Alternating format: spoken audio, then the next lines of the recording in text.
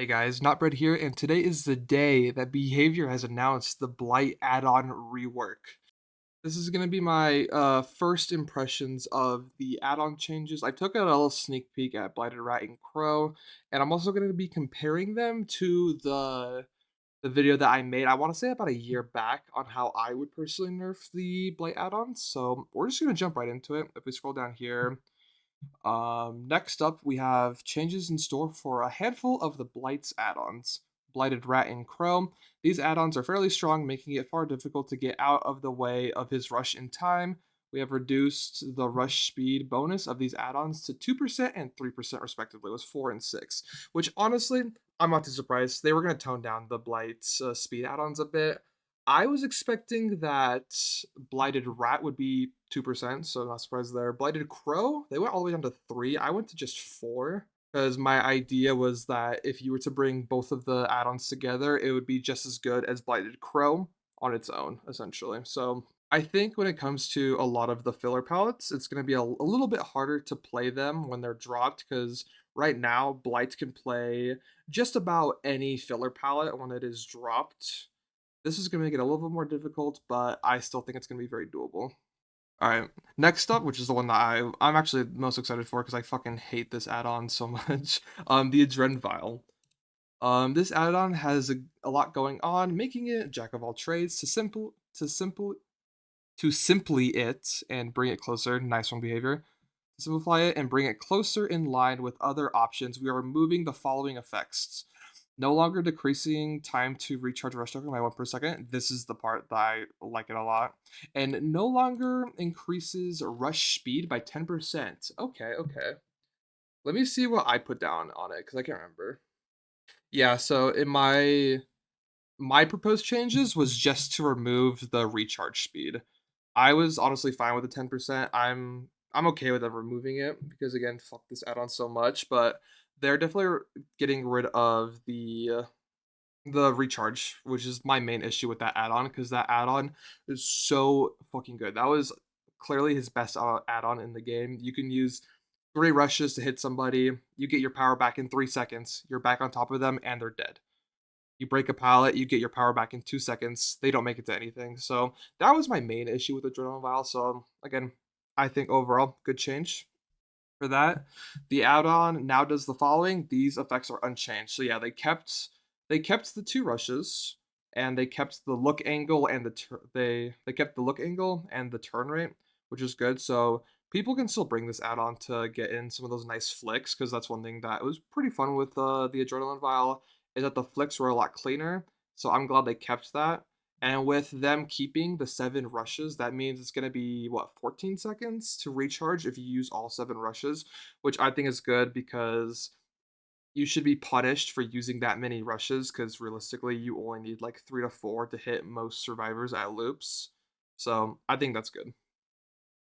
So far, so good. I'm pretty surprised actually. Alchemist Ring, the one you probably aren't surprised to see on the list. Restoring rush tokens on hit is incredibly powerful, so we've reworked this add-on entirely. Okay, okay. Increases the rush duration by 20% for each consecutive rush. Ooh, I like that. I think so what they're doing with Alchemist Ring, they're making it more of a map traversal add-on because I mean Blight's mobility is still really fucking good in this game, but you're not gonna see Alchemist Ring doing that well for chasing somebody because usually you only use about like a third or a half of your rush to like make it around the loop and then you can turn around and go the other way again. So it's not going to really help out with that. That's why the Blighted Rat and a Blighted Crow is a lot better for like actually chasing somebody.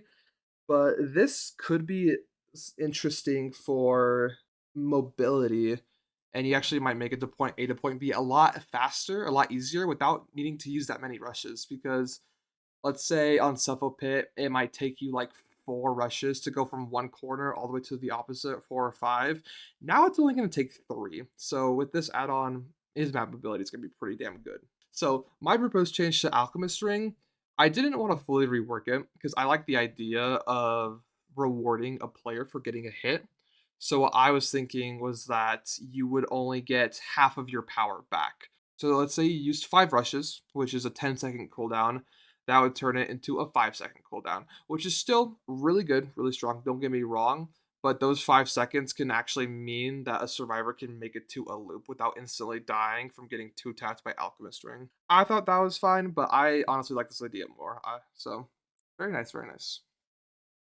Compound 33. Reducing the survivor's movement speed acts very similar to increasing Blight's rush speed. We decided to best course of action is to give this add-on a new effect.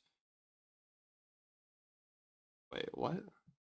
Each consecutive rush, which is longer than 4 meters, increases turn rate by 33%.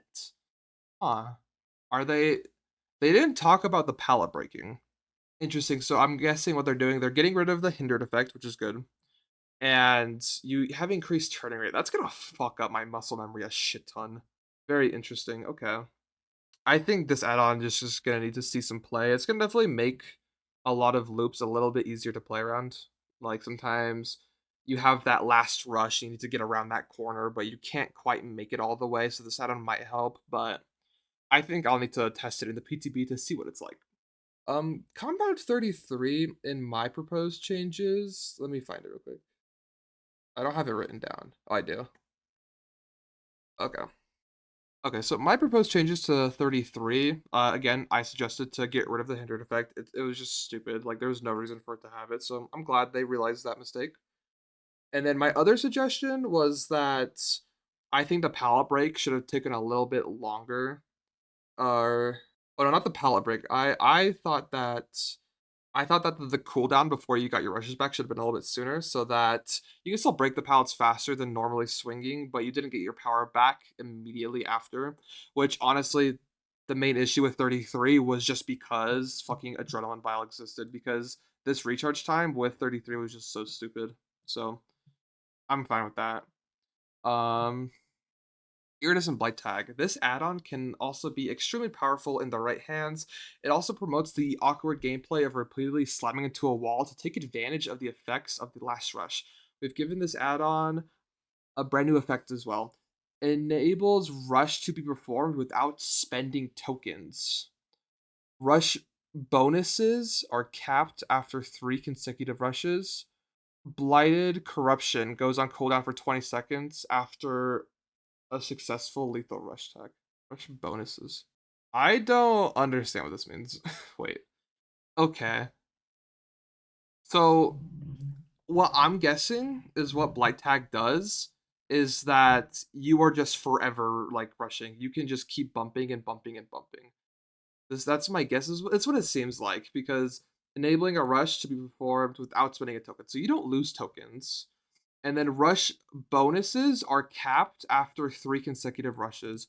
I think that means stuff like Blighted Rat, Blighted Crow, probably Alchemist Ring, Compound 21, which isn't on this list, which I think is interesting. It might still be in the PTB. But so all that stuff is gonna kind of just like stop. I think you're gonna still get the extra, 5% movement speed from Crow and Rat, but after 3 rushes, it's not gonna stack. And then Blighted Corruption, which is the name of his power, goes on cooldown for 20 seconds. So I guess this is almost like an easy mode Blight. So like if you fuck up a bump, you could just keep on going and keep on going, and eventually you can hit it, which I think would be a fun add-on. I don't think it's gonna be super crazy. I think still compared to old Blight Tag, in the right hands, this is gonna be kind of strong, because if you have a Blight that is forever in power, he's going to get that hit eventually. Like if he plays it right, he's getting that hit every single time. But again, we'll have to see how it works in the PTB. So overall, I actually really like all these changes. I think I think 33 is a little weird, but I'm definitely excited to test it out.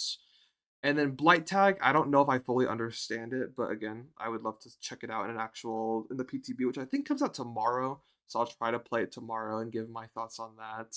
But Blight Rat and Crow, I was expecting these changes. I'm happy I did. Same with Adrenaline Vial. I'm glad Alchemist Ring got a whole new effect, so I'm really excited to fuck around with this one. But alright, so I'm going to sleep on this, wake up tomorrow, and play it on the PTB. Comment down below what you guys think about these add-ons, because I'm honestly really excited. I think this is a really good change overall for the game's health, without really getting rid of Blight's power. He's still going to be a pretty strong killer, probably still top 2 in my opinion, but that's, again, just a first impression. But if you guys like the video, drop a like and subscribe. I'll see y'all later. Have a good one. Bye-bye.